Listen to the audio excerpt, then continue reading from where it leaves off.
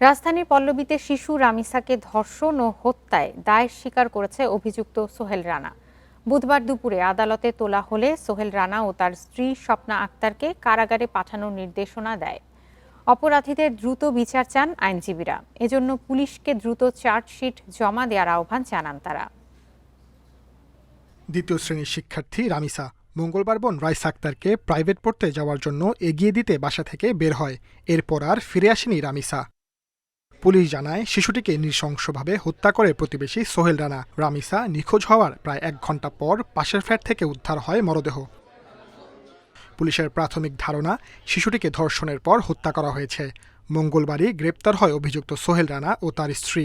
Pin point করতে পারছি, ওই দোকানদারের হেল্প নিচ্ছি, ওইখানকার লোকাল পুলিশের হেল্প নিচ্ছি এবং আমাদের টিম দ্রুত ওইখানে হ্রাস করে আমরা তাকে ওই বিকাশের দোকান থেকে ধরতে সক্ষম হয়েছি। সে সম্ভবত পারভার্টেড টাইপের বিকৃত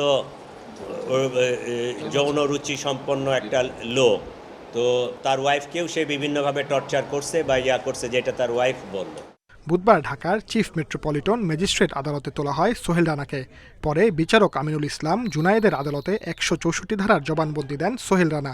স্ত্রী সহ সোহেল রানাকে কারাগারে পাঠায় আদালত।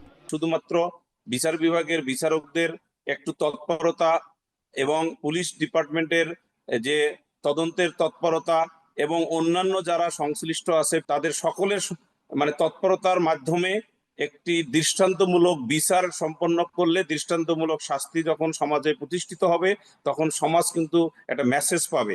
এই মেসেজের মাধ্যমে আমাদের এই ধরনের ইনসিডেন্টগুলো পুনরাবৃত্তি ঘটবে না বলে আমি বিশ্বাস করি।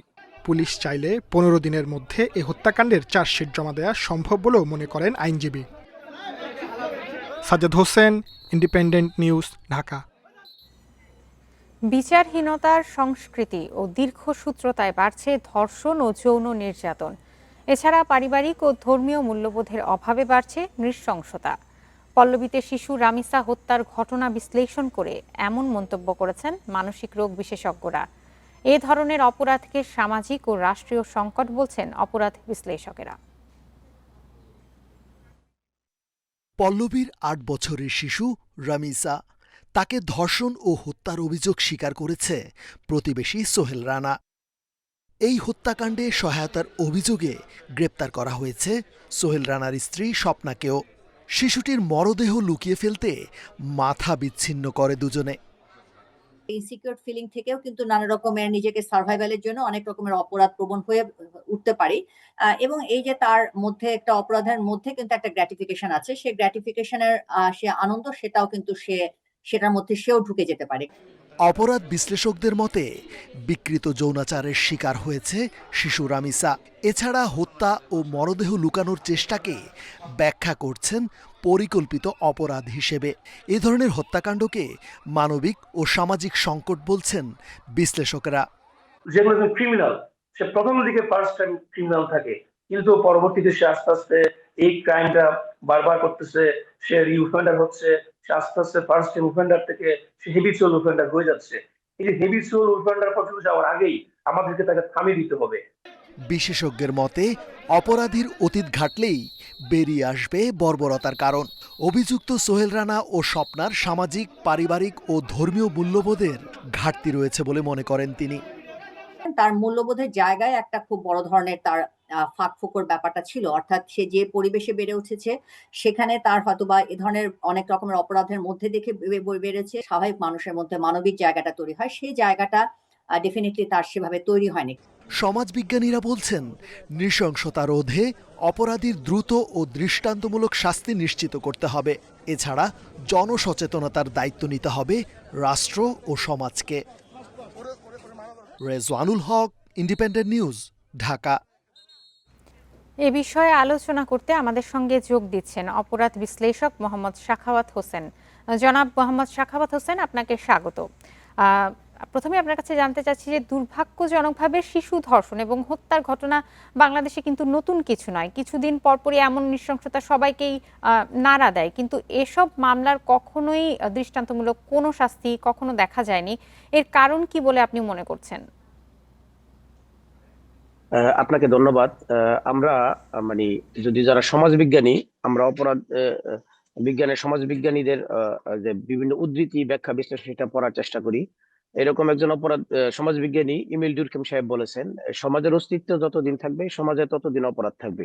কাজেই অপরাধ সমাজে হবে এটা জেনেই আমাদের অপরাধ প্রতিকার এবং প্রতিরোধে আপনার গুরুত্বপূর্ণ সিদ্ধান্ত গ্রহণ করা উচিত। আপনি সাম্প্রতিক সময়ে যে শিশু ধর্ষণ এবং শিশু হত্যার ঘটনা ঘটেছে এবং যে বা যারা এদের সাথে জড়িত প্রত্যেকের জীবন স্টাডি যদি আমরা গভীরভাবে অনুধাবন করি তাহলে দেখা যাবে তারা তাদের জীবনে প্রথমবার অপরাধ করেছে ব্যাপারটা এমন নয়।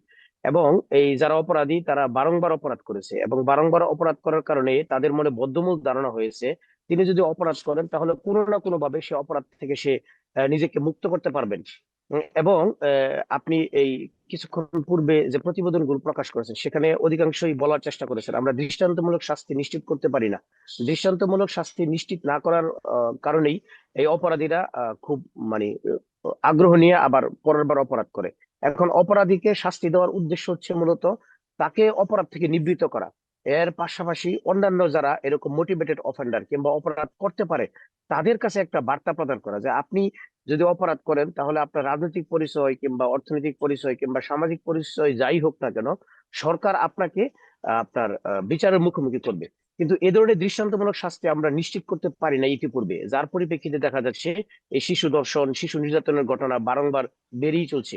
আমাদের মনে রাখতে হবে এই শিশুরা কিন্তু আগামী দিনের ভবিষ্যৎ। আমরা যদি একটি কল্যাণমূলক রাষ্ট্র বিনির্মাণ করতে চাই তাহলে এই শিশুদেরকে একটি মানে সুষ্ঠু নিরাপদ একটা আবাসস্থলের ব্যবস্থা নিশ্চিত করতে হবে। এবং আমরা যদি পরিপূর্ণরূপে এই এই ধরনের ঘটনাগুলোকে আপনার অ্যাড্রেস করতে চাই তাহলে আমাদের দু ধরনের ইনিশিয়েটিভ নেওয়া উচিত বলে আমি মনে করি। একটি হচ্ছে আপনার শর্ট টার্ম মেজারমেন্ট আর একটা হচ্ছে long term measurement. Long term মেজারমেন্টের জায়গায় আমাদের নানাবিধ পদক্ষেপ নেওয়া জরুরি বলে মনে করি, আর শর্ট টার্ম মেজারমেন্টের জায়গায় এই অপরাধগুলোর জন্য দ্রুত বিচার নিষ্পত্তি করা উচিত। কারণ আমরা জানি অপরাধের বিচার যত দেরিতে হয় সেই প্রেক্ষিতে অপরাধের যে আপনার এভিডেন্স কিংবা অন্যান্য যে ক্রাইটেরিয়া যার পরিপ্রেক্ষিতে একজন দোষীকে দোষী সাব্যস্ত হিসেবে নিশ্চিত করা যায় সেগুলো আস্তে আস্তে কিন্তু আলামত নষ্ট হয়ে যায়, যার পরিপ্রেক্ষিতে নিরপরাধ মানুষ মানে সাজা ভোগ করছে এবং যারা প্রকৃত অর্থে অপরাধী তারা আপনার সাজার বাইরে থেকে যাচ্ছে। এবং এর পাশাপাশি মোহাম্মদ আমরা যদি সাখাওয়াত হোসেন, সামাজিক মাদ্রাসাতে দেখা যাচ্ছে যে বালকদের যৌন নির্যাতন এবং তাদের মৃত্যুর ঘটনাও অস্বাভাবিক কিছু নয় এই মুহূর্তে। এর পেছনে আসলে কারণ কি থাকতে পারে আপনার কি মনে হয়? এর পিছনের কারণ হচ্ছে ইতিপূর্বে যে ঘটনাগুলো ঘটেছে, ঘটনা ঘটার পরে কিছুদিন এই ঘটনাগুলো নিয়ে আমরা আলোচনা করি, কিন্তু এই আলোচনা আমাদের সামাজিক যোগাযোগ মাধ্যমে থাকে গণমাধ্যমে থাকে, কিন্তু এই আলোচনার যে একটি সারসংক্ষেপ কিংবা নিষ্পত্তি কিভাবে হলো সেটা আমরা এনশিওর করতে পারি না। সেখানে দেখা যাচ্ছে বিভিন্ন তৃতীয় পক্ষ মধ্যমপন্থা অবলম্বনকারী যারা আমরা ব্রোকার বলি কিংবা দালাল শ্রেণীর তারা এটাকে কোনোভাবে মিউচুয়াল করে ঘটনাকে দামাচাপা দেওয়ার চেষ্টা করে। কিন্তু আমরা যদি আমাদের মানে রাষ্ট্রীয় বিচার ব্যবস্থার আলোকে ব্যাখ্যা বিশ্লেষণ করতে চাই সেখানে দেখা যাচ্ছে যে কোনো ঘটনাই আসলে সঠিকভাবে আপনার নিষ্পত্তি হচ্ছে না, কিংবা কিছু কিছু ঘটনা যদি সঠিকভাবে নিষ্পত্তি হয় সেই ঘটনার আপনার সমাপ্তি কিভাবে হয়েছে সেটা আমরা সমাজে জানানোর চেষ্টা করছি না, কিংবা গণমাধ্যমগুলো আপনার হচ্ছে দেখা যাচ্ছে এর পরবর্তী সময়ে আরেকটা ঘটনা আমাদের সামনে চলে আসছে সেই ঘটনাকে এমফাসিস দেওয়ার চেষ্টা করে। ফলশ্রুতিতে দেখা যাচ্ছে পূর্বোক্ত ঘটনার যে আপনার বিষয় আছে বা পূর্বোক্ত ঘটনার যে কজ ইফেক্ট রিলেশনশিপ এবং তার পরিপ্রেক্ষিতে সমাজে কি ধরনের ইম্প্যাক্ট হয়েছে সেগুলোকে আমরা সাধারণত সামনে নিয়ে আসতে চাচ্ছি না বা সামনে নিয়ে আসতে পারি না নানা ধরনের নানাবিধ আপনি কারণে। এখানে কিছুক্ষণ দেখা আগে যাচ্ছে জানাচ্ছিলেন যে শর্ট টাইম মেজারমেন্ট বা লং টাইম মেজারমেন্ট নেওয়া উচিত এটা রোধ করার জন্য। তো আপনার কি মনে হয় বিচার নিশ্চিত করা ছাড়া আর কি কি পদক্ষেপ নিলে শিশুদের উপর বিকৃত যৌন নৃশংসতা বন্ধ করা সম্ভব হবে বলে আপনি মনে করেন? এখন মনে করেন সামাজিকভাবে যারা এ ধরনের চিহ্নিত অপরাধী তাদেরকে যদি আমরা সামাজিকভাবে একগরে করে দেই কিংবা সমাজটাকে বিতাড়িত করে দেই তাহলে দেখা যাবে অন্যান্য যারা মোটিভেটেড অফেন্ডার কিংবা এরকম অপরাধ করতে পারে যাদের মনে এ ধরনের ধারণা রয়েছে, আমরা যাকে বলি মেনসরিয়া, অর্থাৎ মনে মনে তিনি কুপ্রবৃত্তি লালন করে, এই মানুষগুলো কিন্তু মানে শুধরে যাবে কিংবা তারা সংশোধিত হয়ে যাবে। তারা মনে করবে আমি যদি সমাজে অপরাধ করি তাহলে আমাকে যেমন ভাবে আপনার বিচারের মুখোমুখি হতে হবে ঠিক তেমন ভাবে আমার পরিবার কিংবা আমার আশেপাশে যারা আছেন আত্মীয় স্বজন তাদেরকেও এটাকে আপনার হচ্ছে ভুগতে হবে। সেই কারণেই আপনার মনে হয় এরকম সামাজিকভাবে আমরা এই ধরনের ইনিশিয়েটিভ নিতে পারি। কিংভাবে তাছাড়া বই পুস্তকে যদি আমরা এই যারা দর্শনের সাথে জড়িত কিংবা চিহ্নিত দর্শক তাদের শাস্তির ব্যাপারে খুব মানে হাইলাইট করে প্রচার করি, সেটা একটা গুরুত্বপূর্ণ বিষয় হতে পারে। কিংবা গণমাধ্যমে যদি আপনার দর্শনের নেতিবাচক দিক কিংবা দর্শকের শাস্তির নানাবিধ বিষয় যদি আমরা গণমাধ্যমে তুলে ধরতে পারি, তাহলে দেখা যাবে সামাজিকভাবে এটা একটা মানে সবাই সচেতন হওয়ার চেষ্টা করবে। এবং আমাদের মনে রাখতে হবে এই যে শিশু ধর্ষণের শিকার হয়েছে, ঘটনাটা কেবল যে তার পরিবারের সাথে হয়েছে, তার সাথে হয়েছে, বিষয়টা তা না। কোনো না কোনো সময় এই ধরনের বিষয় আমাদের উপর আসতে পারে, আমাদের পরিবারের উপর আসতে পারে। সেই কারণেই আমাদের সবাইকে এই বিষয়টা ওন করতে হবে।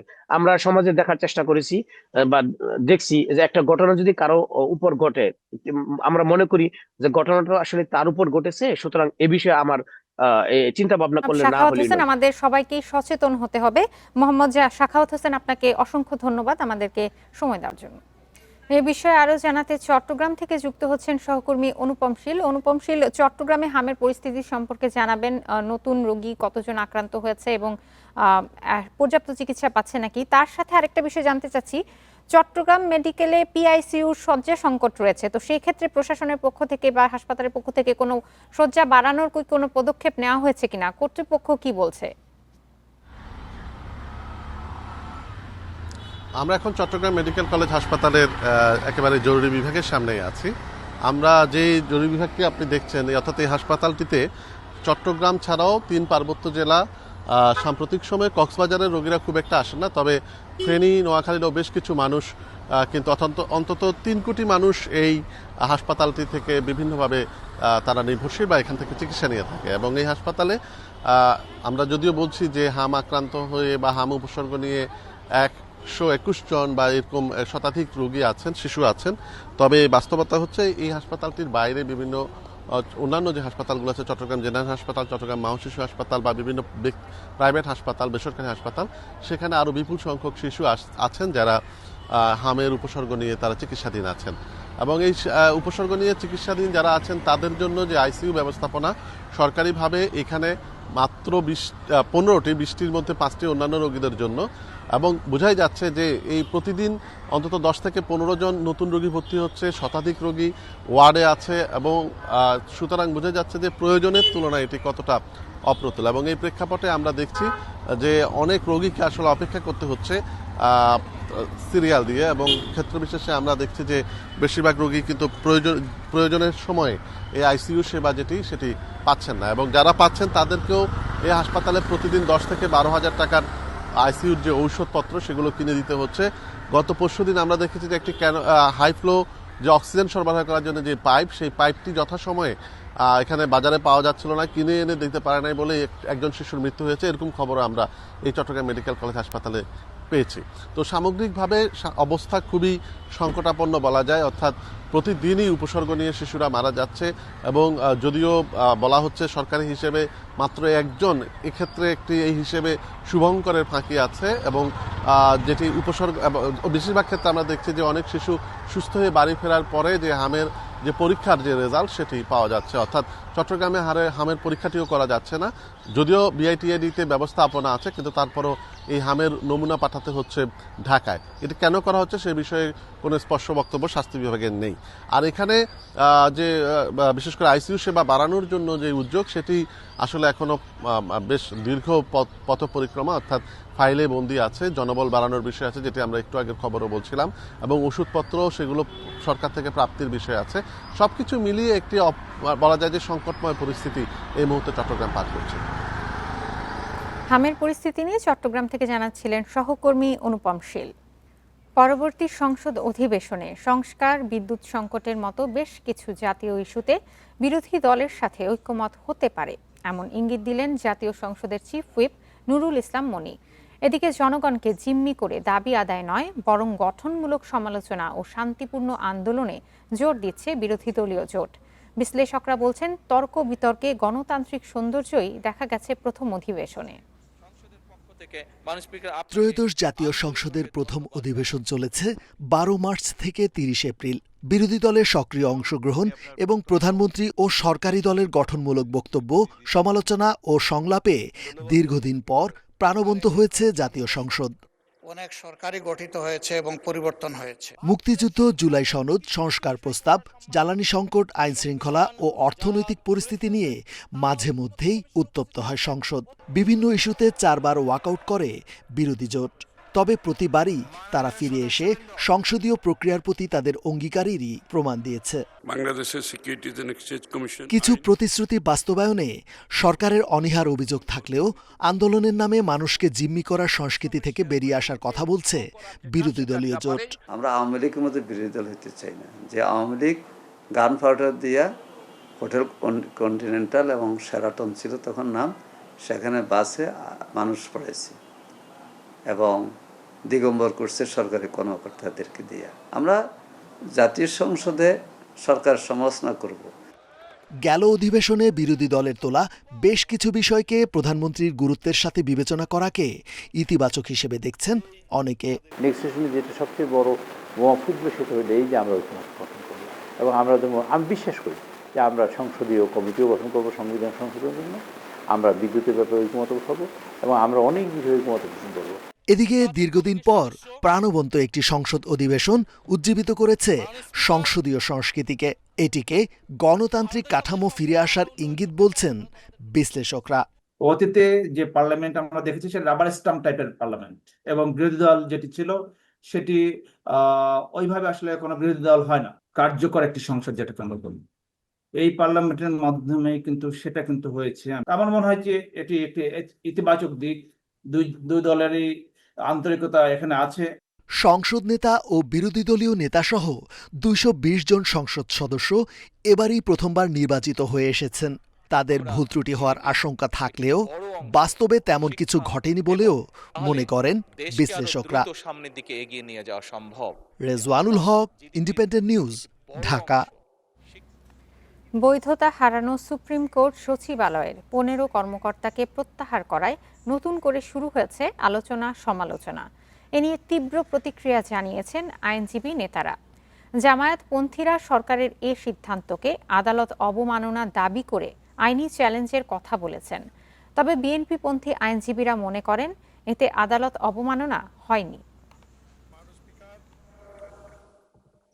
অন্তর্বর্তী সরকারের অধ্যাদেশ সংসদে পাশ না হওয়ায় গেল 9 এপ্রিল থেকে বৈধতা হারায় সুপ্রিম কোর্ট সচিবালয়। তবে সংবিধানের 116 অনুচ্ছেদের সংশোধনী অবৈধ ঘোষণার রায়ে বিচার বিভাগের আলাদা সচিবালয় গঠনে হাইকোর্টের নির্দেশনা থাকায় আশা ছাড়ছিলেন না অনেকে। সম্প্রতি এ নিয়ে এক রিটের শুনানিতে মামলাটি আপিলে নিষ্পত্তি না হওয়া পর্যন্ত সচিবালয়কে অপরিবর্তিত রাখতে রাষ্ট্রপক্ষকে মৌখিকভাবে জানায় হাইকোর্টের বেঞ্চ। তবে মঙ্গলবার সচিবালয়ের সব কর্মকর্তাকে প্রত্যাহারের ঘটনায় আবারও আলোচনায় বিষয়টি। জামাতপন্থী আইনজীবীরা একে আদালত অবমাননা হিসেবে দেখছেন, শিগগিরই নেবেন আইনি ব্যবস্থা। আর এনসিপির আইনজীবীরা বিচার বিভাগের ওপর সরকারের নগ্ন হস্তক্ষেপ বলে প্রতিবাদ জানান। এটি সিরিয়াস কন্টেম্প্ট করেছেন, আদালত অবমাননা করেছেন। এখনো হাইকোর্ট ডিভিশনের ডাইরেকশনটা বহাল আছে। আদালত, হাইকোর্ট বিভাগ বিজ্ঞ অ্যাটর্নি জেনারেলকে যে পায়াস উইশের কথা বলেছিলেন সেই উইশের প্রতি তারা বিন্দু পরিমাণ শ্রদ্ধা দেখান নাই। বিচার বিভাগ সংক্ষুব্ধ হয়েছে, আমরা সাধারণ আইনজীবীরা সংক্ষুব্ধ হয়েছি, নিম্ন আদালতের বিচারকগণ সংক্ষুব্ধ হয়েছে, সর্বোপরি দেশের সাধারণ জনগণ সংক্ষুব্ধ হয়েছে। এর তীব্র প্রতিবাদ জানাচ্ছি। তবে বিএনপির আইনজীবী নেতাদের দাবি, কর্মকর্তাদের সরিয়ে কোনো আদালত অবমাননা হয়নি। বলছেন যাচাই বাছাই শেষে শিগগিরই এ সংক্রান্ত বিল সংসদে উঠবে। পার্লামেন্টে পাস হয় নাই, সেহেতু ওনারা এটা ফাংশন করে কিভাবে? সুতরাং এটা তো স্বাভাবিকভাবেই এটা তারা মিনিস্ট্রিতে অ্যাটাচড হবে। আদালত অবমাননা হবে কেন? কারণ হচ্ছে যে সংশোধনী যেহেতু পার্লামেন্টে পাস হয় নাই, তার মানে তো এই না যে বিএনপি তো বলে নাই যে এটা করবেই না। বিএনপি বলেছে এটাকে পরীক্ষা নিরীক্ষা করে বিল আকারে পরবর্তীতে কমপ্লিটলি জিনিসটা এমনভাবে আনবে যেন এটা নিয়ে পরবর্তীতে কোনো বিতর্ক না হয়। অন্তর্বর্তী সরকারের অধ্যাদেশ বলে গত বছরের 11 ডিসেম্বর বিচার বিভাগের পৃথক সচিবালয়ের উদ্বোধন করেন তৎকালীন প্রধান বিচারপতি। Zahidul Bashar, independent news, Dhaka.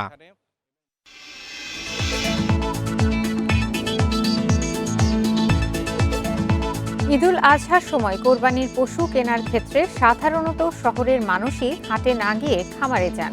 তবে এবার গ্রামাঞ্চলেও জনপ্রিয় হচ্ছে খামার ভিত্তিক পশু কেনা বেচা। এসব খামারে প্রাকৃতিক উপায়ে পশু লালন পালন হয় বলে এর চাহিদা বেড়েছে। পশু কেনার পর ঈদের আগ পর্যন্ত রেখে দেওয়ার ব্যবস্থাও রাখছেন খামার মালিকরা। হাট বাজারের ঝামেলা এড়িয়ে খামারের নিরিবিলি পরিবেশে পশু বাছাই সুবিধা থাকায় খুশি ক্রেতারাও।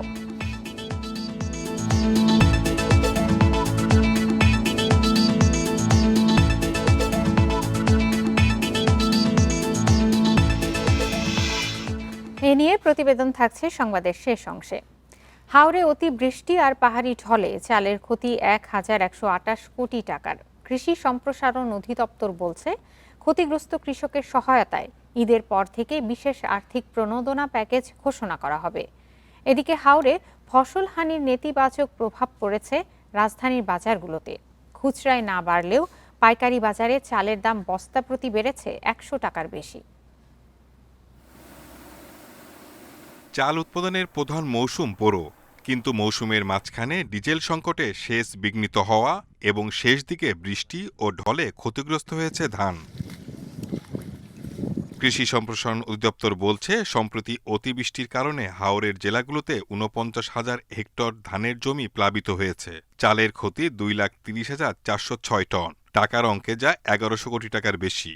চাউলে ক্ষতির পরিমাণ ২,৩০,৪০৬ মেট্রিক টন। আর আমরা যদি এটাকে টাকায় কনভার্ট করি ১,১২৮ কোটি টাকা এটা আমাদের ক্ষতি হয়েছে। হাওরে ফসলহানির নেতিবাচক প্রভাব পড়েছে বাজারে। আগামী সপ্তাহেই ঈদ, এরই মধ্যে অস্বস্তি বাড়াচ্ছে চালের দাম। গত কয়েকদিন ধরে চালের আড়তে প্রতি কেজিতে দাম বেড়েছে ২ থেকে ৪ টাকা পর্যন্ত। এতে দুশ্চিন্তা বেড়েছে স্বল্প আয়ের মানুষের। বাড়তি দামের জন্য বৈরী আবহাওয়া আর মিল সিন্ডিকেটকে দুষছেন বিক্রেতারা। সরকার যে যাদেরকে লাইসেন্স করে দিয়েছে বড় বড় কোম্পানি, এদের কারণে বড় বড় মেলের কারণে এদের কারণে চালের বাজারটা বাড়ছে। এরা সিন্ডিকেট করে চালের বাজার বাড়ায় দিছে। আমাদের প্রত্যাশা এটাই থাকবে নতুন সরকারের প্রতি, যে উনি জানি বাজারটা মনিটরিং করে নিয়ন্ত্রণ, এখানে যেন কোনো সিন্ডিকেট না হয়। এখানে অলরেডি সিন্ডিকেট শুরু হয়ে গেছে। এদিকে হাওরে ক্ষতিগ্রস্ত ২,৮৮,৫০০ কৃষককে বিশেষ সহায়তা পরিকল্পনা নিয়েছে সরকার। কৃষি সম্প্রসারণ অধিদপ্তর বলছে, আর্থিক সহায়তার পাশাপাশি ফসলের বীমা এবং কৃষি ঋণ সহজ করতে নীতিমালা তৈরির কাজ চলছে। Shahid Ahmed, independent news, Dhaka. কোরবানির ঈদ সামনে রেখে বিভিন্ন জেলার হাটগুলোতে পশুর সংখ্যা বাড়লেও এখনও জমে ওঠেনি কেনাবেচা। বিভিন্ন হাট ঘুরে দাম যাচাই করছেন ক্রেতারা। গেল কয়েক বছরের মতো এবারও কোরবানির পশুর চাহিদা মেটাতে পর্যাপ্ত গবাদি পশু রয়েছে বলছে প্রাণী সম্পদ বিভাগ। ভারতীয় গরু আসা বন্ধে ভালো দাম পাওয়ার আশা বিক্রেতাদের। সীমান্ত জেলা পঞ্চগড়ে রাজনগর, নগরকুমারী, ভাওলাগঞ্জ, ফকিরগঞ্জ ও শালবাহান পশুর হাটে সারি সারি দেশি গরু। বিভিন্ন জেলা থেকে আসা ব্যাপারীরা গরু কিনে নিয়ে যাচ্ছে নিজ নিজ এলাকায়। সীমান্তপথে ভারতীয় গরু আসা ঠেকাতে কঠোর ব্যবস্থা নেওয়ায় খুশি খামারিরা। তুলনামূলক ভালো দাম পাওয়ার আশা তাদের। দাম বলতেছে ২.৫ লক্ষ, আমরা ৬৫-৭০ হইলে দিব। আমরা তো গ্রামে গরু কিনে হাটে নিয়ে আসি, হাটেও আসে দেখি যে গরু আমদানি বেশি। এখান দিয়ে যাতে কোনো প্রকার অসাধু লোক কোনো গরু ওই পার থেকে নিয়ে না আসতে পারে, এটার জন্য মানে আমাদের সজাগ থাকতে হবে, যাতে করে আমাদের খামারিরা তারা লাভবান হয়।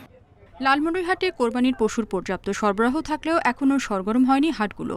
দাম নিয়েও রয়েছে মিশ্র প্রতিক্রিয়া। আমি আমার বাড়ির গরু নিয়ে আসছি, গরু নিয়েছে ৬০টা, তার মধ্যে অলরেডি ৬টা বিক্রি হয়ে গেছে। গরুর দাম খুব ভালো দাম পাচ্ছি, কিন্তু ভুসি ফিরের দাম কমা লাগবে। চাঁপাইনবাবগঞ্জে এবছর কোরবানির জন্য প্রস্তুত প্রায় ৯০,০০০ গরু। জেলার চাহিদা মিটিয়ে ৩০% গরু পাঠানো হবে অন্যান্য জেলায়। পাইকাররা গরু কেনা শুরু করলেও স্থানীয়দের কেনাবেচা শুরু হবে আরও কয়েকদিন পর। সবাই বাজার অবজার্ভ করছে, তো তুলনামূলক গাই গরুর দাম কম আছে। নেত্রকোনায় স্থানীয় খামারি ও কৃষকদের লালন পালন করা নানা রঙের গরু উঠতে শুরু করেছে হাটে। দাম যাচাইয়ের জন্য ক্রেতারা ছুটছেন এক হাট থেকে আরেক হাটে। জেলার হাটগুলোতে থাকবে পশুর চিকিৎসকদের ৩৬টি দল। গৃহস্থে দাম ছাড়তেছে না, সময় আছে এখনো, দেখা যাক কি হয়। আমাদের ৩৬টি ভেটেরিনারি মেডিকেল টিম কাজ করবে। ওনারা শুধু রোগ শুধু না, পাশাপাশি বজ্র খাওয়ায় যদি গরু মোটা তাজা করে, সে ধরনের যদি কোনো কেমিক্যাল ইফেক্ট ধরা পড়ে, সেটা শনাক্ত করবে। নেত্রকোনার ১০ উপজেলা স্থায়ী অস্থায়ী মিলিয়ে ১৬০টি গরুর হাট বসেছে। প্রশাসন বলছে, জাল নোট শনাক্তের মেশিন বসানো সহ হাটে কিংবা সড়কে চাঁদাবাজি রোধে সতর্ক অবস্থানে আইনশৃঙ্খলা বাহিনী। রেশমি নন্দী, ইন্ডিপেন্ডেন্ট নিউজ। ঈদকে কেন্দ্র করে চট্টগ্রামে গ্রামাঞ্চলেও জনপ্রিয় হচ্ছে খামার ভিত্তিক পশু কেনাবেচা। এসব খামারে প্রাকৃতিক উপায়ে পশু লালন পালন হয় বলে এর চাহিদা বেড়েছে ব্যাপকভাবে। হাট বাজারের ঝামেলা এড়িয়ে খামারের নিরিবিলি পরিবেশে পশু বাছাই সুবিধা থাকায় খুশি ক্রেতারাও। চট্টগ্রাম শহর থেকে অন্তত 40 কিলোমিটার দূরে পটিয়ার মালিয়ারা গ্রামে এই খামারে চলছে পশু বেচাকেনার বেশ তোড়জোড়। বিশাল শামিয়ানার নিচে 1.5 শতাধিক কোরবানির পশু দেখতে দূর দূরান্ত থেকে এসেছেন ক্রেতারা। বিভিন্ন আকার, রং আর জাতের পশু আগ্রহ নিয়ে পরখ করছেন ক্রেতারা। এবার শহর ছাড়িয়ে বিভিন্ন গ্রামে একই রকম খামারে জমে উঠেছে ঈদের কেনাকাটা। জেলার 15 উপজেলায় সহস্রাধিক খামারে এখন চলছে শেষ মুহূর্তের ব্যস্ততা। কোলাহল এড়িয়ে প্রাকৃতিকভাবে বড় করা পশুর প্রতি আগ্রহ বাড়ছে ক্রেতাদের। ওরা ফিট যেগুলো সব কিছু ভালো, হ্যাঁ, যার ধরুন এখানে গরু সবগুলো মানসম্মত এবং স্বাস্থ্য ভালো। আমরা দেখতে পাচ্ছি, কিনতে পারছি, দেখে অবশ্যই ভালো লাগছে। আমাদের এটা পালিত গরু দেখতে, সবগুলা পালিত গরু দেখে ভালো লাগছে। এ ধরনের খামারে পশু কেনার পর ঈদের আগ পর্যন্ত রেখে দেওয়ার ব্যবস্থা রাখছেন খামার মালিকরা। তারা বলছেন, প্রাকৃতিকভাবে নিজেদের জমিতে উৎপাদিত ঘাস দিয়ে খামারে পশু লালন পালন করায় আগ্রহ বেড়েছে ক্রেতাদের। আমাদের গরুতে কোনো রকম স্টেরয়েড ব্যবহার হয় না, আমরা কোনো ওই ওষুধ ব্যবহার করে মোটামুটি আমরা গরু করি না। আমরা কুদ, জাও এগুলোও আমরা খাওয়াই না গরুকে। আমরা গরুগুলো বিজ্ঞানসম্মত যে খাবারগুলো দিয়ে গরু মোটাতাজা করি ওইটা দিয়ে আমরা মোটাতাজা করি। আমরা রেজাল্টটা খুব ভালো পাচ্ছি। গরুগুলো যে মোটাতাজা হচ্ছে এটার মধ্যে একটা তাদের শরীরে একটা চাকচিক্যের বিষয় আছে, এবং গরু ক্রয় করার পরে যারা প্রথম বছর গরু ক্রয় করলো তারা আমাদেরকে একটা রেজাল্ট দিল যে এই গরুগুলো তো আমাদের আমরা জবাই করার পর মাংসের একটা স্বাদ পেয়েছি, চর্বি কম হয়েছে। চট্টগ্রামে এবার কোরবানি পশুর মোট চাহিদা 8,18,500। এর বিপরীতে স্থানীয় খামারগুলোতে প্রস্তুত রয়েছে 7,83,000 গবাদি পশু। আলমগীর সবুজ, ইন্ডিপেন্ডেন্ট নিউজ, চট্টগ্রাম। এই বিষয়ে আরও জানাতে লালমনিরহাট থেকে যোগ দিচ্ছেন সহকর্মী মাহফুজ রহমান। মাহফুজ, আমরা যেহেতু প্রতিবেদনে দেখছিলাম যে হাটগুলোতে এখনো বেচা বিক্রি জমে ওঠেনি, তো কবে নাগাদ বেচা বিক্রি জমে উঠতে পারে এবং খামারের পরিস্থিতি কি, সেখানের বেচা বিক্রি কেমন হচ্ছে, কি বলছেন ক্রেতা এবং খামারিরা?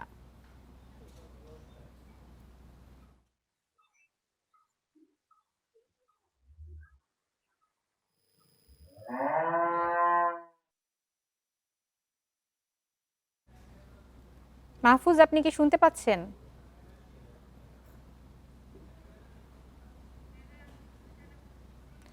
দুঃখিত, সংযোগটি এই মুহূর্তে দেওয়া সম্ভব হচ্ছে না। রেললাইন সরানোর পর 1 বছরেও বাড়েনি যমুনা সেতুর সড়ক লেনের প্রশস্ততা। ফলে আসন্ন ঈদেও যানজট ও দুর্ভোগের আশঙ্কা করছেন পরিবহন চালকরা। তারা বলছেন, সময়মতো কাজ শুরু হলে ভোগান্তি এড়ানো সম্ভব ছিল। তবে কর্তৃপক্ষ বলছে, আগামী বছরের মধ্যেই বাড়ানো হবে সেতুর সড়ক লেনের প্রশস্ততা। 2 লেনের একটি সড়কের আদর্শ প্রস্থ ধরা হয় 7.3 মিটার, অথচ যমুনা সেতুর প্রতিপাশের সড়কের প্রশস্ততার মানের চেয়ে 1 মিটার কম। এ কারণে সেতুর মূল সড়কটি 4 লেনের উপযোগী না হওয়ায় প্রায়ই ঘটছে দুর্ঘটনা, ব্যাহত হচ্ছে যানবাহনের স্বাভাবিক গতি। একটি লেনে যানবাহন বিকল কিংবা ধীর গতিতে চললে পেছনে তৈরি হয় দীর্ঘ সারি। এছাড়া সেতুতে দুর্ঘটনা ঘটলে উদ্ধারকারী রেকার পৌঁছাতেও সময় বেশি লাগায় বাড়ছে দুর্ভোগ। পুরনো রেললাইন অপসারণের 1 বছরেও সড়ক প্রশস্তের কাজ শুরু না হওয়ায় কর্তৃপক্ষের উদাসীনতাকে দায়ী করছেন পরিবহন চালকরা।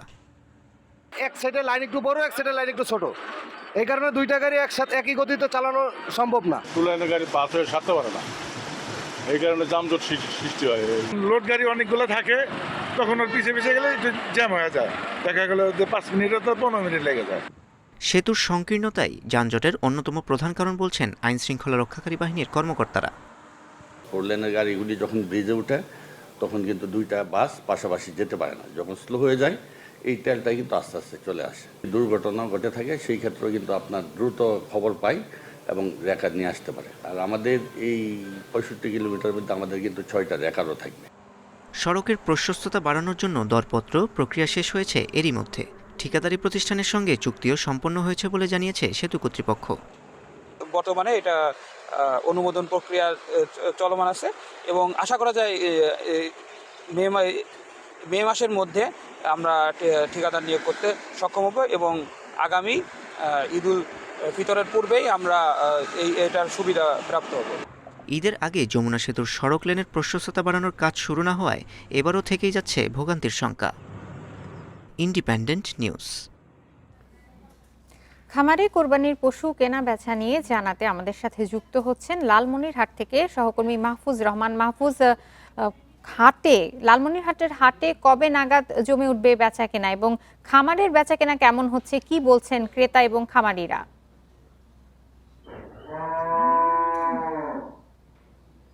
দেখুন, জিলহজ মাসের চাঁদ উঠার আগে কিন্তু লালমনিরহাটের যে পশুর হাটগুলো আছে তেমন জমে ওঠেনি, তবে জিলহজ মাসের চাঁদ দেখার পর থেকেই কিন্তু লালমনিরহাটের যে পশুর হাটগুলো আছে বেশ জমজমাট হয়ে গেছে।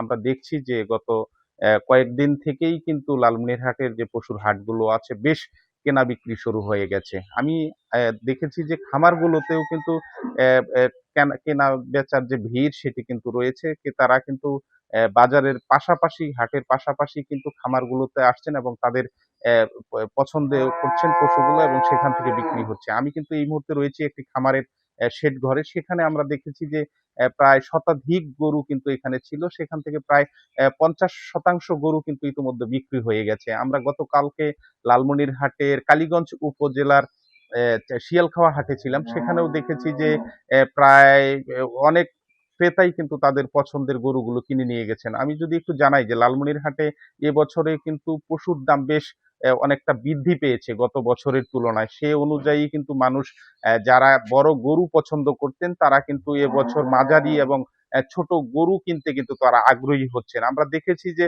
সর্বনিম্ন প্রায় 60,000 থেকে প্রায় 4 লাখ পর্যন্ত দামের গরু কিন্তু সে বাজারগুলোতে আছে। যে খামারের শেডে আমি রয়েছি, এখানে কিন্তু 5 লক্ষ টাকার একটি গরু কিন্তু গতকালই কিন্তু বিক্রি হয়েছে এবং আজকে এখানে যে আমার পিছনে যে গরুগুলো দেখছেন সেখানে প্রায় কিন্তু 1 লক্ষ থেকে শুরু করে প্রায় 5 লক্ষ টাকার গরু পর্যন্ত কিন্তু এখানে রয়েছে। তো সব মিলে কিন্তু লালমনিরহাটের যে খামার পাশাপাশি যে পশুর হাটগুলো আছে সেগুলো কিন্তু বেশ জমজমাট হয়ে রয়েছে এবং খামারিরাও বলছেন যে এবছর তারা কিন্তু বেশ লাভবান হবেন, যেহেতু সীমান্ত এলাকা লালমনিরহাট, সেই লালমনিরহাটে কিন্তু এবছর সীমান্ত দিয়ে কোনো পশু কিন্তু আসেনি, যার দরুন কিন্তু খামারিরা এবছর লাভের সম্ভাবনা দেখছেন। পাশাপাশি আমরা যদি বলি যে ক্রেতা যারা আছেন, ক্রেতারা একটু নাভিশ্বাস উঠে গেছে। তারা এবছর দাম বেশি হওয়ার কারণে কিন্তু তারা বড় গরুর তুলনায় কিন্তু ছোট গরু বা মাঝারি গরুর দিকে যাচ্ছেন। সব মিলে লালমনিরহাটে কিন্তু এখন পর্যন্ত যে পশুর হাটগুলো আছে বেশ জমজমাট হয়ে আছে এবং খামারগুলো যেগুলো প্রস্তুত করা হয়েছিল গরু বা পশু, সেগুলো কিন্তু ইতোমধ্যে কিন্তু সেগুলো বিক্রি হয়ে শুরু হয়েছে এবং প্রায় 50% পশু কিন্তু বিক্রি হয়ে গেছে। আমি এ ব্যাপারে কথা বলেছিলাম লালমনিরহাট প্রাণী সম্পদ কর্মকর্তা জাহাঙ্গীর আলমের সাথে। তিনি বলেছেন যে লালমনিরহাটে প্রায় 2,06,000-এর অধিক পশু কিন্তু প্রস্তুত করা হয়েছিল এবং সেক্ষেত্রে কিন্তু 1,52,000 চাহিদা রয়েছে এবং অতিরিক্ত 53,000 পশু কিন্তু জেলার বাহিরে সরবরাহ করা হবে। তো সব মিলে লালমনিরহাটে কিন্তু পশুর হাট জমজমাট এবং ক্রেতা এবং বিক্রেতারা সকলেই সন্তুষ্ট রয়েছেন। তো এই ছিল আমার কাছে লালমনিরহাট থেকে সর্বশেষ। লালমনিরহাট থেকে কোরবানির পশু কেনা বেচার খবর জানাচ্ছিলেন সহকর্মী মাহফুজ রহমান। মৌলভীবাজারের কাউয়াদিঘি হাওর রক্ষায় 5 দশক আগে নির্মাণ করা হয় মনু নদী সেচ প্রকল্প, যার গুরুত্বপূর্ণ একটি অংশ কাশিমপুর পাম্প হাউস। তবে এবার সেই হাওরেই তলিয়ে গেছে হাজার হাজার হেক্টর জমির বোরো ফসল। ক্ষতিগ্রস্ত কৃষকদের অভিযোগ, পাম্প হাউসের অব্যবস্থাপনাই বিপর্যয়ের অন্যতম কারণ। মৌলভীবাজারের রাজনগর উপজেলার কেওলা গ্রামের কৃষক আব্দুল বারী 12 বিঘা জমিতে বোরো ধান আবাদ করে ঘরে তুলতে পেরেছেন মাত্র 4 বিঘার ফসল, বাকিটা তলিয়ে গেছে হাওরের পানিতে। প্রথম থেকে যদি এই সেচ দেওয়া আরম্ভ করতো তাইলে আমরা এই জলাবদ্ধতায় ফাইতো না। প্রথমে সেচ দিতে না, আর মেঘ বৃষ্টি পড়ছে পরে আর সরতে পারছে না। এখন দিছে দের কি না দের জানি না। কাওয়াদিঘি হাওরে বন্যা নিয়ন্ত্রণ, পানি নিষ্কাশন ও সেচ সুবিধার জন্য নির্মাণ করা হয় 59 কিলোমিটার বাঁধ, 105 কিলোমিটার খাল এবং কাশিমপুর পাম্প হাউস। 2017 সালে 84 কোটি টাকায় জার্মানি থেকে আনা হয় 8টি উচ্চ ক্ষমতা সম্পন্ন পাম্প, কিন্তু এপ্রিলের বৃষ্টি আর উজানের ঢলে এসব পাম্প কোনো কাজেই আসেনি। পাম্প হাউস ঠিকমতো কাম না করার কারণে আমরা এই জলাবদ্ধতার লগে বৃষ্টি সংযুক্ত হয়ে আমরা আবার ধানটা সব লইয়া গেল। বেরিবান তো দিছিল আমরা সুরক্ষার লাগি, এই সুরক্ষার তো আমরা পাইলাম না। কৃষি বিভাগের হিসাবে প্রকল্প এলাকার প্রায় 2000 হেক্টর জমির বোরো ধান নষ্ট হয়েছে। আর্থিক ক্ষতি 50 কোটি টাকার বেশি। হাওর রক্ষা আন্দোলনের নেতাদের অভিযোগ, পানি উন্নয়ন বোর্ডের অব্যবস্থাপনা ও পরিকল্পনার অভাবেই জলাবদ্ধতা দীর্ঘস্থায়ী হয়েছে। আমার কাছে মনে হচ্ছে কাশিমপুর পাম্প হাউসের মূল কারণ হচ্ছে যে ওয়াটার লেভেলটা ধানের জন্য কি হবে এবং মাছের জন্য কি হবে সেটা আগে ঠিক এটা দরকার, একটা সমন্বিত একটা ওয়াটার লেভেল পরিকল্পনা। এখানে কিন্তু সেটি নেই। পানি উন্নয়ন বোর্ড বলছে, পরিস্থিতি অনুযায়ী পাম্প চালু রাখা হলেও টানা বৃষ্টি ও ঢলের চাপে পরিস্থিতি সামাল দেওয়া কঠিন হয়ে পড়ে। জলবায়ু পরিবর্তনের কারণে 2 দিন বা 3 দিনই বৃষ্টিপাত হয়ে যাচ্ছে, 300-350 মিলিমিটার বৃষ্টিপাত হয়ে যাচ্ছে। তো এই জিনিসগুলো নতুন করে হয়তো বা পরিকল্পনা করা দরকার হতে পারে। সেই ক্ষেত্রে হয়তো আর পাম্প হাউস, পাম্পের ক্যাপাসিটি, পাম্প হাউস নতুন নির্মাণ করা লাগবে কিনা এই বিষয়ে একটা সমীক্ষা করা যেতে পারে। 8টি পাম্প দিয়ে প্রতি সেকেন্ডে 34,000 লিটার পানি নিষ্কাশনের সক্ষমতার কথা বলা হলেও এর কার্যকারিতা নিয়ে প্রশ্ন তুলেছেন ভুক্তভোগী কৃষকরা। Independent news. এছাড়া এখনকার সংবাদে ধন্যবাদ সবাইকে।